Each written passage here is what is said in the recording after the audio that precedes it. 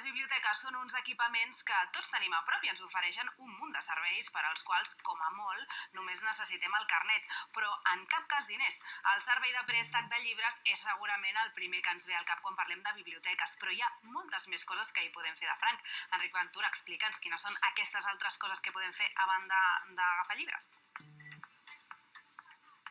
Doncs comencem per les més òbvies. A les biblioteques, lògicament, podem consultar-hi tot el material que hi tenen, tant de manera física com virtual, a través dels punts de connexió a internet. També hi acudeixen molts estudiants que simplement el que necessiten és un entorn tranquil i, bàsicament, una cadira, una taula i el wifi. Però les biblioteques públiques organitzen moltes més activitats. Per exemple, les de foment de la lectura, que van des de les hores del conte per als més menuts fins a clubs de lectura de tota mena.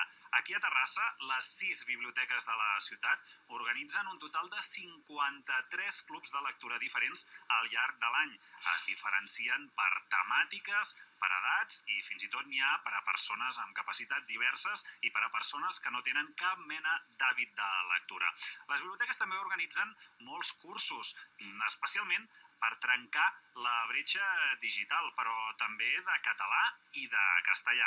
Tot plegat conforma un conjunt molt divers d'usuaris, des dels qui simplement entren a agafar o tornar un llibre i se'n tornen a anar, fins als que hi van amb molta freqüència a passar-hi una estona. I dintre d'aquests darrers hi ha un perfil d'usuari que em fa l'efecte que és comú a la gran majoria de biblioteques. Són les persones grans que hi van diàriament a llegir la premsa.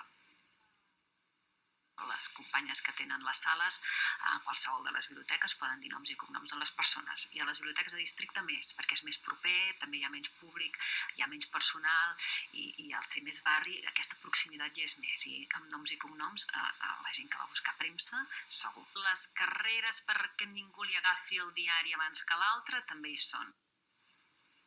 Tots aquests serveis que hem anat comentant són de franc i n'hi ha un que darrerament ha experimentat un boom que mai s'havia vist abans. Es tracta del servei de préstec interbibliotecari, perquè arran de la fusió dels catàlegs de les biblioteques de la Diputació i les de la Generalitat, ara podríem dir que tot Catalunya és com una sola gran biblioteca i tots podem anar a la biblioteca que tinguem més a prop de casa i demanar un llibre que vingui des de qualsevol altra població del país.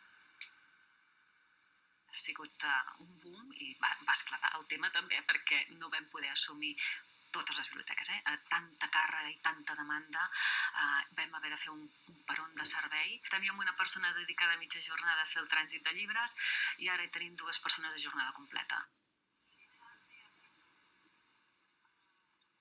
I tot això amb el carnet de la biblioteca, que no només ens permet fer sense diners tot això que hem explicat, sinó que també ens permet estalviar-ne en d'altres equipaments, com poden ser teatres, cinemes i museus.